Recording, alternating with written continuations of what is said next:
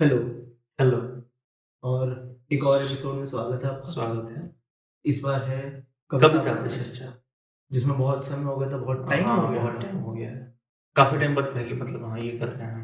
हम्म तो क्योंकि लास्ट शायद वो करा था परवीन शाकिर। परवीन शाकिर ही करा था। हाँ, और तब तो वो तो ऐसा था जब यहाँ आए थे।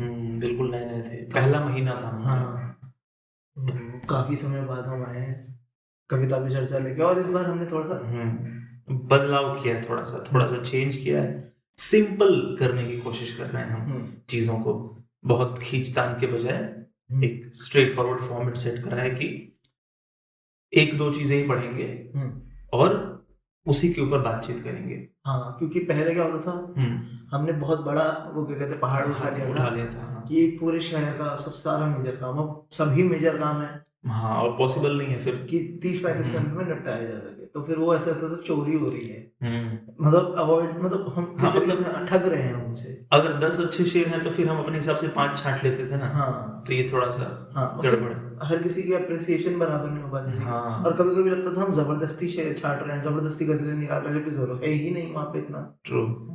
तो इस बार तो हमने थोड़ा सा चेंज करा है। क्या करा है? थोड़ा छोटा करेंगे और दो नज्म, दो गजल, कुछ भी है, एक नज्म या एक गजल पढ़ेंगे और उस पे ही बातचीत करेंगे, उसी को डायसेक्ट करेंगे। हाँ, ठीक है।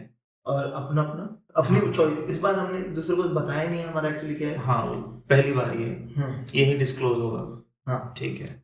ठीक है, पहले तुम। हाँ, और हमारे ऑडियो जो पहले होते थे रिकॉर्ड, हाँ, उनमें पहले भी एक बार हम इस बात का जिक्र कर चुके हैं कि बीच बीच में रुक कर मतलब बताने से फ्लो टूट जाता है और फिर शब्दों का मतलब, हाँ, अल्फाजों का मतलब, और फिर खराब लगने लगता है ना। तो पढ़ेंगे, दो काम कर सकते हैं। हाँ, बिल्कुल, एक बार में पढ़ लेंगे और जो मुश्किल अल्फाज हैं उनका मतलब हम स्क्रीन पे अगर हो सके तो दिखाएंगे, है ना। तो वो साथ साथ आप देख के वहां से समझ सकते हैं। और जो ऑडियो में सुनेंगे उनके लिए ऐसा कर लेंगे कि डिस्क्रिप्शन में हम हाँ, डिस्क्रिप्शन में लिख देंगे मुश्किल शब्दों या फिर बीच बीच में एक आध अगर बताया जा सके तो हाँ, बता भी देते हैं। ठीक है, ठीक है। तो जो नज्म मेरी है जो मैंने सेलेक्ट की है वो है सुबह आजादी। फैज अहमद फैज की लिखी, फैज अहमद की लिखी हुई। फैज अहमद फैज इसलिए क्योंकि वो मतलब फैज उनका पेन नेम। हाँ, तो फैज अहमद फैज की लिखी हुई अगस्त 47 में फैज ने ये नज्म लिखी थी। और इसका बैकग्राउंड ये है कि सभी को पता है अगस्त 47 पार्टीशन का टाइम था, हिंदुस्तान बटा था, पाकिस्तान बना था। तो उस टाइम पे जब फैज भारत से पाकिस्तान जा रहे थे तो जो भी आसपास के घटनाक्रम उन्होंने देखे, जो भी अट्रोसिटी, हाँ, जो भी अट्रोसिटीज देखी, जो भी दुख, सब ये देखा, तो इसका जो असर हुआ ना उनके मन मस्तिष्क पे, उसको इस नज्म में उन्होंने सिंपल, बिल्कुल ये नज्म साफ है, जैसे होता है एकदम कुछ भी सोचने की जरूरत नहीं, सब कुछ खुद ही लिखा है, खुद ही कहा है। अच्छा, आपको बहुत दिमाग लगाना नहीं पड़ेगा। अच्छा, जो है बिल्कुल प्रत्यक्ष लिखा है। जैसे ऐसा है कि दूध में मक्खी पड़ जाए तो आपको लेंस लगाने की जरूरत नहीं पड़ेगी, बहुत खुद ही विजिबल है। हाँ, अच्छा, मतलब सब टेक्स्ट में इतना हेवी कुछ नहीं है। नहीं, जो टेक्स्ट है वही ऑलरेडी, वही मतलब है उसका। हाँ, वही मतलब है उसका। थोड़ा भारी है। हाँ, तो चलो शुरू करते हैं कि ये दाग दाग उजाला, ये शब गजीदा शहर। अब शहर जो है ना वो सुबह होता है, क्योंकि पहली लाइन में मैं बता रहा हूँ शहर सुबह है। तो ये दाग दाग उजाला, ये शब गजीदा शहर, वो इंतजार था जिसका, ये वो शहर तो नहीं, ये वो शहर तो नहीं जिसकी आरजू लेकर चले थे यार कि मिल जाएगी कहीं ना कहीं फलक के दश्त में तारों की आखिरी मंजिल। कहीं तो होगा शब सुस्त मौज का साहिल, कहीं तो जाके रुकेगा सफीना ए गमे दिल। जवान लहू की पुर असरार शाहराहों से चले थे यार तो दामन पे कितने हाथ पड़े। दयारे हुस्न की बेसब्र ख्वाबगाहों से पुकारती रही बाहें, बदन बुलाते रहे। बहुत अजीज थी लेकिन रुखे शहर की लगन, बहुत करीब था हसीनाने नूर का दामन, सुबुक सुबुक थी तमन्ना, दबी दबी थी थकन। यहाँ आधी नज्म यहाँ तक है, उसके बाद थोड़ा सा पार्टीशन है, फिर पूरी है। ठीक है, तो इसके बारे में थोड़ा सा अगर कुछ है ना, एक हल्का फुल्का बातचीत इसके बारे में। ये शुरू होता है ऐसे कि दाग दाग उजाला, ये शब गजीदा शहर। तो शहर तो है, कहने को सुबह तो हुई है, एक नई सुबह हुई है, पर ये जो उजाला है इसमें बहुत सारे धब्बे हैं, बहुत सारे दाग हैं। ये फ्रेश उजाला तो नहीं है, ये बहुत खूबसूरत सुबह तो नहीं है ना। तो शब गजीदा शहर, शब गजीदा अंधेरे का साया हो जिस सुबह पे, तो साफ कह रहे हैं कि वो इंतजार था जिसका, ये वो शहर तो नहीं है ना। कि चले थे यार कि मिल जाएगी कहीं ना कहीं, फलक के दश्त में तारों की आखिरी मंजिल, नहीं मिली आसमान में। हाँ, कि फलक के दश्त में तारों की आखिरी मंजिल, कहीं तो होगा शबे सुस्त मौज का साहिल, कहीं तो जाके रुकेगा सफीना है गमे दिल, जो दर्द है दिल का वो कहीं तो खत्म होगा, स्ट्रगल कहीं तो खत्म होगा। हाँ, जो बोला गया था कि आजादी और फिर देखना, हाँ फिर बदलाव हो जाएगा, बहुत अच्छा आ जाएगा। बहुत, अरे हाँ, पर हुआ तो नहीं, है ना। अच्छा, अगर मैं एक वो बताऊं, स्लाउ ज़िज़ेक जो है फिलोसोफर है, कभी भी बहुत अच्छी इंटरेस्टिंग बातें करते हैं। तो उनका ये आइडिया है, जो मतलब वो ऐसी बातें करते हैं। अच्छा, ये जो शेर है ना लास्ट वाला, कि हमें जिसका सार हमने निकाला है कि ये हो गया है रेवोल्यूशन, ये हो गया है, पर ये अभी भी वो नहीं है जो हमें सपना बेचा गया था। तो वो भी यही कहते हैं कि what will you do on the next day of the revolution, revolution के दूसरे दिन आप क्या करोगे। तो ये एक्चुअली रिप्रेजेंटेशन है कि रेवोल्यूशन के दूसरे दिन होता क्या है। सही बात। हाँ, तो आखिर में ये जो लाइन है ना कि चले थे यार, चले जो यार तो दामन पे कितने हाथ पड़े, दयारे हुस्न की बेसब्र ख्वाब गाहों से, दयारे हुस्न टेरिटरी ऑफ ब्यूटी, ख्वाबगाह बेडरूम, तो दयारे हुस्न की बेसब्र ख्वाब गाहों से पुकारती रही बाहें बदन बुलाते रहे। तो ये सब कुछ था, पर फिर भी क्यों चले, क्या कारण था ये सब छोड़ के चलने का। मतलब हम एक बेहतर जिंदगी छोड़ के इधर आए, तो क्या कारण है। अगली लाइन डिफाइन करती है कि बहुत अजीज थी लेकिन रुखे शहर की लगन। अरे वाह, सुबह की जो ख्वाहिश थी, जो सपना था ना सुबह का, वो इतना अजीज था ना कि ये सब छोड़ना भी मंजूर था उसके लिए। बहुत अच्छे। बहुत करी था हसीनाने नूर का दामन, सुबुक सुबुक थी तमन्ना, दबी दबी थी थकन। अब आगे है कि सुना है हो भी चुका है फिराके जुल्मतो नूर, सुना है हो भी चुका है विसाले मंजिलो गाम, बदल चुका है बहुत अहले दर्द का दस्तूर, नशाते वस्ल हलालो अजाबे हिजर हराम, जिगर की आग नजर की उमंग दिल की जलन, किसी पे चारा हिजरा का कुछ असर ही नहीं, कहां से आई निगारे सबा किधर को गई, अभी चरागे सरे राह को कुछ खबर ही नहीं, अभी गिरानी ये शब में कमी नहीं आई, नजाते दीदाओ दिल की घड़ी नहीं आई, चलते चलो कि वो मंजिल अभी नहीं आई। बहुत अच्छे, यही खत्म होती है नज़म। हाँ, वैसे एंड बड़ा पॉजिटिव है। हाँ, कि अभी और है स्ट्रगल, अभी और मेहनत, अभी चलते रहो। हाँ, अभी और थोड़ा और करना है, कुछ और करना है, थोड़ा सा मेहनत और है, एक दिन आएगा। इस दूसरे वाले पार्ट का जो शुरू के 2 लाइन है ना, तो क्या है कि सुना है कि हो भी चुका है फिर आके जुल्मतो नूर, मतलब सुनने में तो ये आ रहा है कि सुबह और रात, डार्कनेस और ब्राइटनेस के बीच सेपरेशन हो चुका है। अब बुराई और अच्छाई अलग अलग हो गए। सुना है हो भी चुका है फिर आके जुल्मतो नूर, सुना है हो भी चुका है विसाले मंजिलो गाम, मतलब हमारी जो मेहनत थी वो डेस्टिनेशन पे पहुंच भी चुकी है, ये सुनने को मिल रहा है, पर ये कहाँ हुआ है, कब हुआ ये, सिर्फ सुनने को ही मिल रहा है, ऐसा कुछ हुआ नहीं है। ठीक है, कमाल। फिर कह रहे हैं कि जिगर की आग नजर की उमंग दिल की जलन, किसी पे चारा हिजरा का कुछ असर ही नहीं, चारा हिजरा क्योर फॉर सेपरेशन। अच्छा, तो ये जितने भी मरहम लगा रहे हैं, जितनी भी बातें कर रहे हैं, इन सबसे कुछ हो नहीं रहा है। ये जो दुख है ना जुदाई का, ये सेपरेशन ने जो दर्द दिया है, इसका कोई भी क्योर काम नहीं कर रहा है दरअसल। ये जो अब थोड़ा इस मतलब कविता के सॉरी नज़्म के उस बैकग्राउंड पे, तो कुछ क्या मौसम मतलब जिसे मैंने ये भी सुना है, पढ़ा है हमने कि फैज आर्मी में भी थे, ब्रिटिश आर्मी में थे। उन्होंने कभी जंग नहीं लड़ी, पर वो वैसे थे, मतलब क्लरिकल जॉब पे थे। वो एक्चुअली में शायद इस चीज का हिसाब रखते थे कि कितने लोग मर गए हैं, और उनकी लाशों को इस लाशों का मतलब कुछ हिसाब किताब का काम था। तो वो जो उनके ब्रेन पे जो उसने टोल लिया है ना उस चीज का, वो इसमें भी है कि देखा जाए, ये एक तरह से ये भी तो कह रहे हैं ना कि जब वर्ल्ड वॉर 2 लड़ी गई थी ना, तो इसी आइडिया के साथ लड़ी गई थी। महात्मा गांधी ने भी यही बोला था। अल्फ्रेड हिचकॉक कह रहा हूं मैं, इंग्लैंड के प्राइम मिनिस्टर कौन था उस टाइम पे, जो इंडियंस को कहते थे कि they will make babies like rabbits. अरे XYZ छोड़ो नाम। अरे नाम बहुत पॉपुलर, चर्चिल, विंस्टन चर्चिल, उसने भी ये बोला। वो अल्फ्रेड हिचकॉक पता नहीं क्या नाम, क्योंकि वो दोनों थोड़े गोल मुंह पुराने।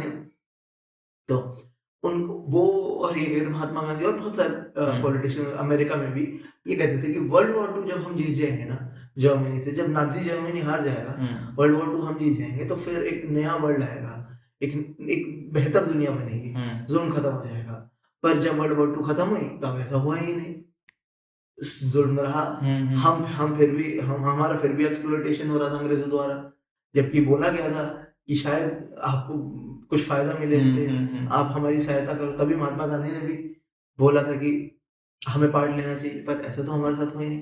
तो वो धोखा बिल्कुल हो सकता है, वो सब मिलजुल तो वो भी हो जहन में, और ये भी नया नया ताजा है। हाँ, क्योंकि 2-3 साल के स्पैन में सब हो गया, तो वो सब इसमें दिख रहा है। और जैसा कि शुरू में हमने कहा था कि बहुत मुश्किल नहीं, साफ है बिल्कुल, एकदम सीधा सीधा है जो भी है।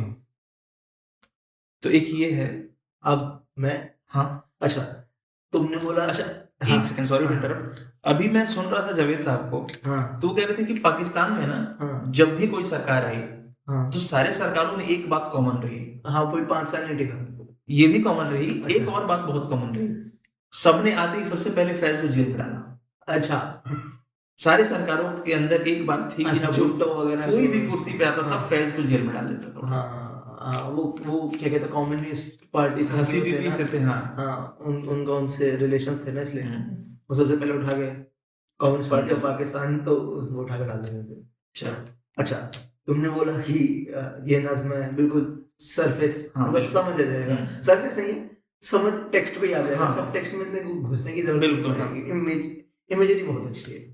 तो मैं जो गजल लाया हूँ ये सब टेक्स्ट के भाषा की, ठीक विपरीत है। वो सब टेक्स्ट में ही बातें करना उन्हें पसंद है, वो बिटवीन द लाइंस की बोलते हैं। वो लाइन में डायरेक्टली कभी उन्होंने बात ही नहीं की है, क्योंकि उनका ईगो इतना बड़ा है, शायद वो इंसान भी इतने बड़े थे। तो एक गजल का नाम है हजारों ख्वाहिशें ऐसी, और ये लिखी है मिर्जा गालिब ने। और मिर्जा गालिब 20th सेंचुरी के बहुत बड़े शायर है, सॉरी 19th सेंचुरी के बहुत बड़े शायर। अगर सुनने वालों में कोई कहे कि कौन मिर्जा गालिब, तो पूछते हैं वो कि कौन है गालिब, अब तुम्हें बतलाओ कि हम बताएं क्या? ये तो ईगो है गालिब का। चलो, तो ये हजारों, अच्छा अब ऐसे समझिए कि आप, ये गजल का कॉन्टेक्स्ट थोड़ा इम्पोर्टेंट है कि ये जब गालिब बूढ़े हो रहे थे ना, जब उनकी उम्र और बढ़ रही थी, उन्हें एक तरह से अब अपनी उम्र का तकाजा फील हो रहा था, और उन्हें एक तरह से रिग्रेट फील हो रहा था कि बाकी सब लोगों ने अपनी दोस्तियों, अपने रिलेशनशिप्स के फायदे उठा के पोस्ट ले ली, फायदे ले लिए, मैं अपनी फाका मस्ती में लगा रहा, मैंने इन सब का कोई फायदा नहीं उठाया, मुझे था कि हो जाएगा, काम चल जाएगा, देखेंगे, चल जाएगा। पर जैसे जैसे उनकी उम्र बढ़ रही है, उनके साथ रिग्रेट आ रहा है, और वो अपनी लाइफ चॉइसेस को क्वेश्चन कर रहे हैं, और कहीं ना कहीं ये भी क्वेश्चन कर रहे हैं कि क्या ये सही भी था, और अभी भी मुझे बहुत कुछ करना है, पर ये शरीर शायद साथ नहीं देगा। तो उस पूरे ख्याल से, उस पूरे भाव से, उस पूरे कंडीशन से निकल के आती है गजल, जिसका टाइटल भी ये बात बताता है कि हजारों ख्वाहिशें ऐसी, मतलब हजारों इच्छाएं, हजारों विषय ऐसे। ठीक है, पहले मैं एक बार वही तुम्हारी तरफ पूरा पढ़ूंगा, ठीक है, फिर थोड़ा 5 शेर पढ़ूंगा, छठे शेर के पहले थोड़ी बात करेंगे, और फिर छठा शेर पे अलग डिस्कशन होगा, क्योंकि वो छठा शेर थोड़ा कुछ खास है, कुछ अलग डामाडोल से। तो हजारों ख्वाहिशें ऐसी कि हर ख्वाहिश पे दम निकले, बहुत निकले मेरे अरमान लेकिन फिर भी कम निकले, निकलना खुद से आदम का सुनते आए हैं, लेकिन बहुत बेआबरू होके तेरे कूचे से हम निकले, मगर लिखवाए कोई उसको खत तो हमसे लिखवाए, हुई सुबह और घर से कान पर रख कर कलम निकले। क्या बात, हजारों ख्वाहिशें ऐसी कि हर ख्वाहिश पे दम निकले।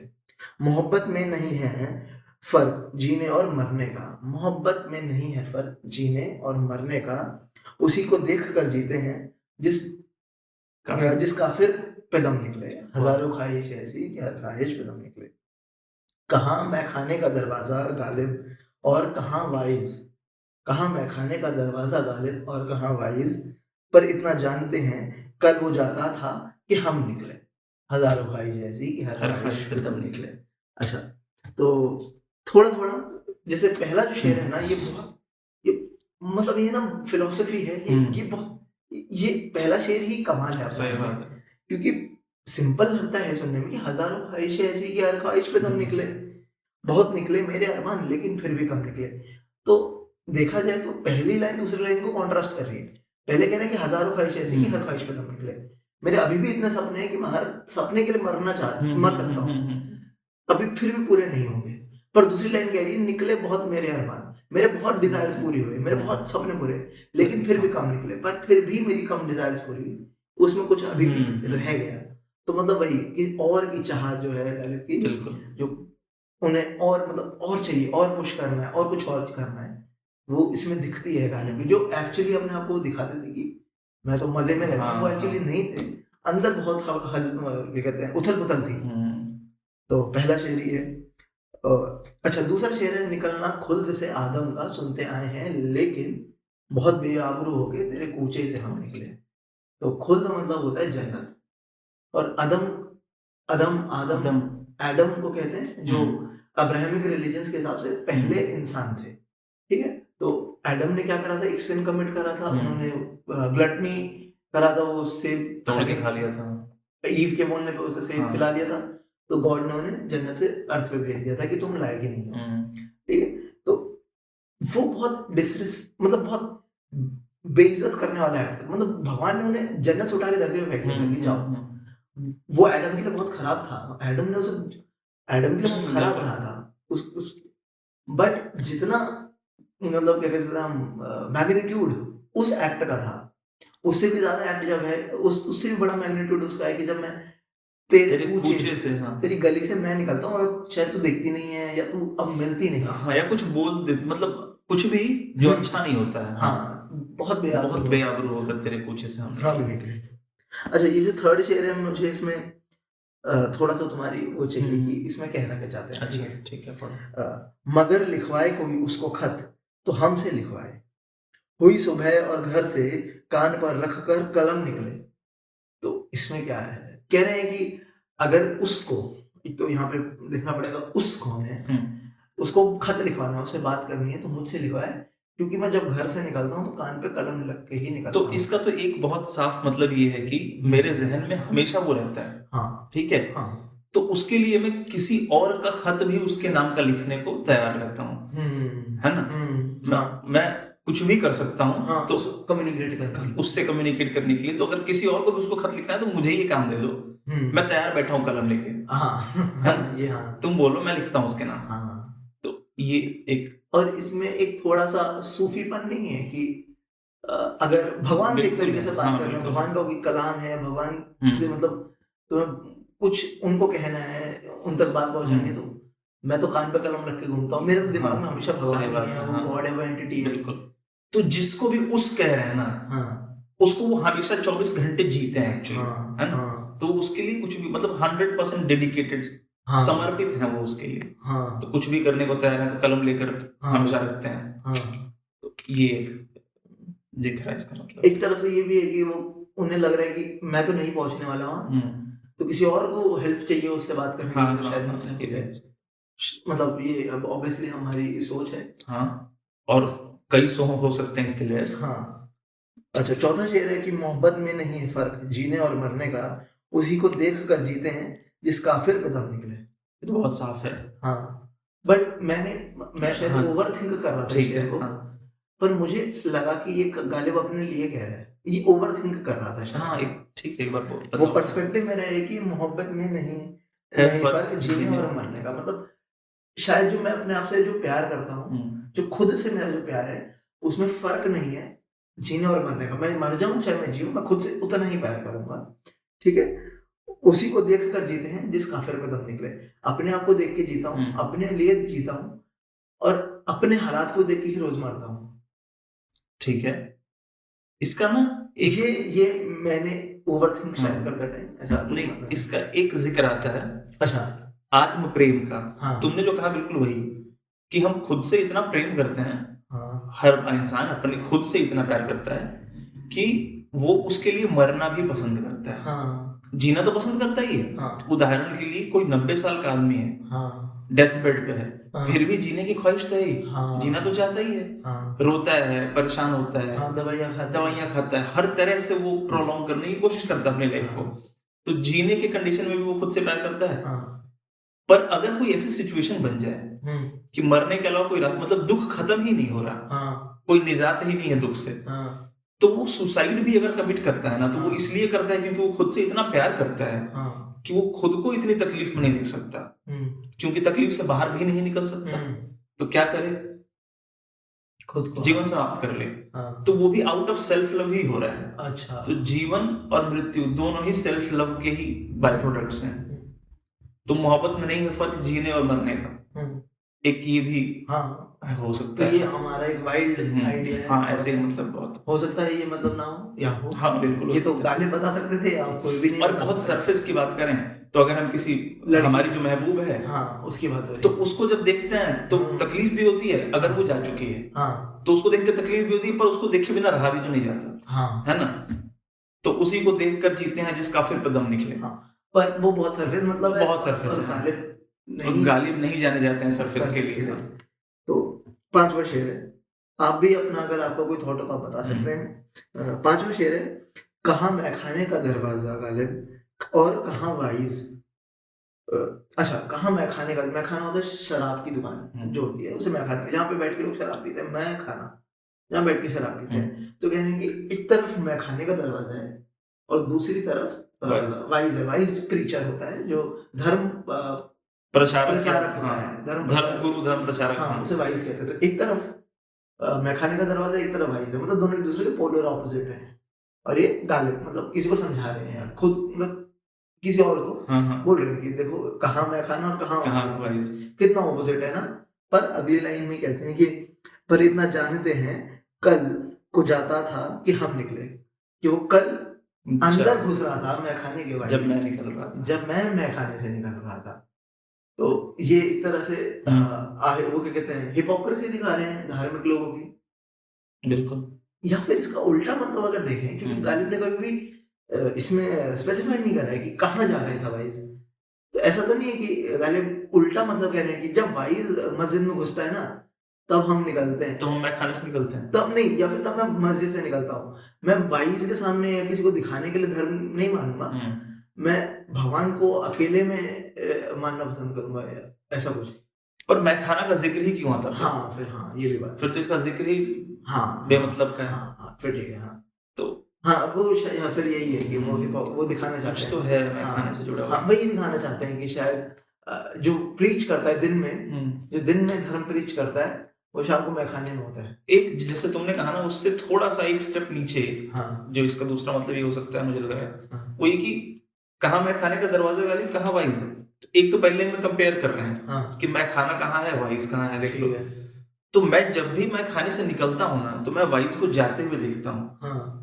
तो मतलब उनके मन में हाँ। धर्म के प्रति भी थोड़ा कुछ है, हाँ। एक कॉर्नर है रिलीजन का, हाँ। और वाइज उसका रिप्रेजेंटेटिव है। हाँ। तो जब मैं निकलता हूँ ना, तो मुझे वाइज दिखता है, मुझे बड़ा बुरा लगता है कि ये मैं क्या कर रहा हूँ। हाँ। हाँ। मैं मैखाने से निकल रहा हूँ और वाइज जाता हुआ दिखता है मुझे। हाँ। है ना, तो धर्म और मैं कहाँ से आ रहा हूँ, ये भी हो सकता है। तो ये कॉन्ट्रास्ट भी हो सकता है। हाँ हाँ ये थोड़ा सूटेबल लग रहा है। ये भी तो ये भी हो सकता है, मुझे लगा थोड़ा सा कि वो एक्चुअली वही जो हम स्टार्टिंग में बात कर रहे थे, कि वो अपने हालात पे उन्हें गिल्ट फील हो रहा है कि मैं शराब की दुकान से निकल रहा हूँ, तो मैं वाइज को पढ़ते जाके, तो मुझे लगता है कि काश मैं भी वो होता। सही बात है। हाँ हाँ, एक गिल्ट जो मन में रहता ही है ना सबकी में। हाँ बहुत अच्छे। ये अच्छा, जो छठा शेर है वो इसलिए अलग रखा था क्योंकि इसको गालिब ने ही अलग कर दिया था। ये शेर बहुत पुराने टाइम से गालिब के नाम से छप रहा है, इवन रसालों में, मैगजीन्स में गालिब के नाम से ये शेर छप रहा था। पर गालिब के जो एडिटर थे, जो लखनऊ में थे, उन्होंने उनको ये एक लेटर लिखा था, उसमें उन्होंने कहा था कि ये शेर मेरा नहीं है, ये गजल मेरी है, हजार ख्वाहिश ऐसी, पर ये जो शेर है ना जो मैं पढ़ने वाला हूँ, ये मेरा नहीं है, और ये बहुत घटिया शेर है टेक्निकली। ये टेक्निकली बहुत घटिया शेर है, और ऐसा टेक्निकली घटिया शेर मैं लिख ही नहीं सकता हूँ, तो ये मेरे नाम से ना छापा जाए। ठीक है। तो ये अच्छा, गालिब वहां पे भी ये जस्टिफाई नहीं कर रहे थे कि ये जो धार्मिक उसमें वो है कटाक्ष है, उनको उससे प्रॉब्लम नहीं है गालिब को कि धार्मिक कटाक्ष है तो मुझे डरना चाहिए। वो कह रहे हैं कि टेक्निकलिटी खराब है, वो शेर की क्वालिटी पे जा रहा है, हाँ, कॉन्टेक्स्ट पे नहीं जा हाँ, रहा। उनको प्रॉब्लम इस बात से कि अच्छा नहीं कहा। हाँ, सही। तो जो शेर है, अच्छा जब शेर बोलूंगा तो आपको लगेगा वाह बढ़िया शेर है, पर जब मुझे पूरे देंगे तो आपको लगेगा अरे बहुत बढ़िया, बहुत दो कौड़ी का शेर है। अच्छा तो शेर ये है, खुदा के वास्ते पर्दा ना काबे से उठा जालिम, कहीं ऐसा ना हो यहाँ भी वही काफिर सनम निकले। सुनने में एकदम कमाल लगता है पहली बार कि वाह क्या बात है, खुदा के वास्ते पर्दा ना काबे से उठा वो जालिम।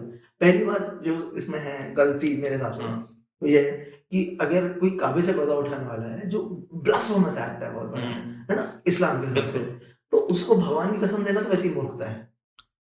और गालिब क्योंकि रिलीजियस नहीं है तो वो किसी को खुदा की कसम क्यों देंगे? हाँ वो खुदा की कसम भी नहीं यूज करा शायद, हमने पढ़ा कुछ ऐसा शायद, मुझे तो नहीं ध्यान है ना, क्या पता हो, पर हाँ। एक लॉजिकल सेंस तो ये कहता है ना कि जो रिलीजियस नहीं है वो खुदा का क्यों यूज करेगा नाम। हाँ, और इस सेंस में भी अगर कोई इतना बड़ा ब्लास्फेमस एक्ट करने वाला है तो उसको भगवान की कसम देना तो वैसे भी वो ऑलरेडी भगवान की, सही बात है, ठीक है। अच्छा और जो दूसरी लाइन है कहीं, अच्छा अब इसमें ना सुनना कि वर्ड चॉइसेस कितना खराब है, जब हम एक्सक्लूड करके उन वर्ड्स को पढ़ेंगे तो पहली सिर्फ 6 वर्ड पढ़ेंगे तो ऐसे हैं, कहीं ऐसा ना हो यहाँ भी वही, कुछ नहीं है मतलब, हाँ फिलर वर्ड है, फिलर वर्ड है, कहीं ऐसा ना हो यहाँ भी वही।